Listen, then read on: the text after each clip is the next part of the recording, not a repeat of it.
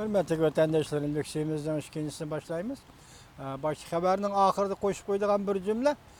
Yaponiya parlament azalarının Washington'da sözlüğün nispeten Çavuşan qanday inkas qaytırdı.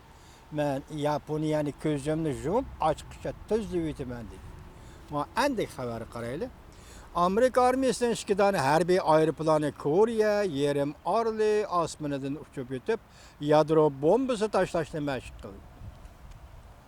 Mavzuli xabar 5-ayning 1-kuni Shangang Sumroq televiziyasida anlatildi.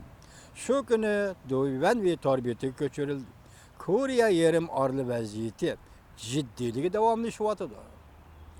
Çavuşan Amerika harbiy ig'vogarchilik qildi deb aybladi. Mesela yana strategik bombardımanchi aeroplan avatib Çavuşan yerim orlining havo tavaligidan uchib o'tdi dedi Çavuşan. Amerika amaldorlari mundaq ko'rishadi. Koreyaga o'rnashtirilgan SAT raketa sistemasi navbatda dastlabki ishga tushdi. Çavuşanning raketa tahdidiga taqobil tura oladi. Amerika amaldorlari chet el matbuotlariga mundaq ko'rsatdi. Koreyaga o'rnashtirilgan SAT raketa sistemasi ishga tushdi. Çavuşanning raketalarini to'sish iqtidoriga ega. Koreyani qo'g'diyolay amaldorlar yana mundaq ko'rsatdi. Koreya taraf SAS sistemasi o'rnashtirilgan yerning havo tavalligini boshqaradi. Sistema dal to'g'riliq ishlashga boshlaydi. Sistema dal to'g'riliq bilan ishlashga boshlaydi. Hozir Amerika yer sharida 6 o'ringa SAT sistemasini o'rnashtirdi. Uningdan boshqa Çavuşan markazi agentlik haftaning 2-kuni xabar qilib bunday ko'rsatdi. Amerika harbiy ig'vogarchilik qilyapti.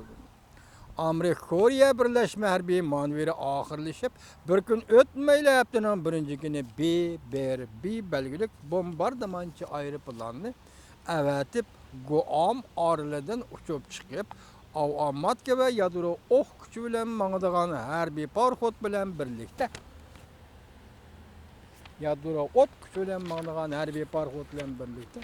yadro bombasi tashlashni mashq qildi.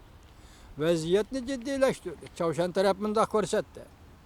Harakatga yaqindan diqqat qilib, ommaviy harbiy holatga o'tdi.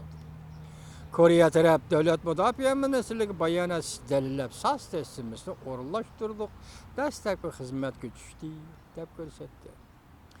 Bayonot yana mundaq ko'rsatdi. Amerikaning 2 dona B belgilik bombardimanchi aeroplani haftaning 1-kuni Çavuşan yerim oraliga o'rnashtirildi. Çavuşanning ig'vogarchiligiga qarshi turishni maqsad qiladi albatta. Çavuşan yadro qurollari va raketa planiga qarshi turdi. Bu bir haqiqatdir. Intayin maxfiy. Prezident Trump bilan Shinzo Abe telefonda so'zlashdi. Mazmuni e'lon qilingan mavzuli xabar 5-ayning 2-kuni Dovitor betida e'lon qilingan. Xabar mundaq boshlandi. Çavuşan yerim orlining vaziyati jiddiylashayotgan bir paytda Amerika bir qancha qatam Çavuşanga harbiy kuch ishlatishni chetga qoqmaymiz deb ifoda bildi. Yaponiya taraf Amerika tarafining ustal ustiga qo'ygan bu xil tanlashlarni qo'llagan. Amerika Yaponiya davlat boshchisi sirliq telefon aloqasi elib borganligi nurg'un qiyoslarni navbatda o'tirg'i chiqadi. Universal matbuotlar 5-ayning 2-kuni xabar qilib mundaq ko'rsatdi. Yerim orol vaziyati jiddiylashayotganda Yaponiyaning vaziri Shinzo Abe 5-ayning 1-kuni Amerikaning prezident Trump bilan telefon suhbati o'tkazdi. Bundan burun Shinzo Abe prezident Trump bilan bir qancha qatam telefon suhbati elib borgan edi.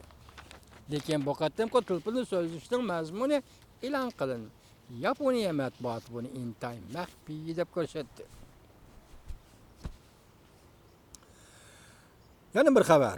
Afg'onistonni o'zim ozod qilaman dedi Amerika Qo'shma Shtatlarining prezidenti Trump. O'rta Osiyoda tomosha ko'ruvchi bo'lmaydigan bo'ldi mavzuli xabar. 5-ayning 2-kuni Dovitor betida e'lon qilindi. Xabar bunday boshlandi.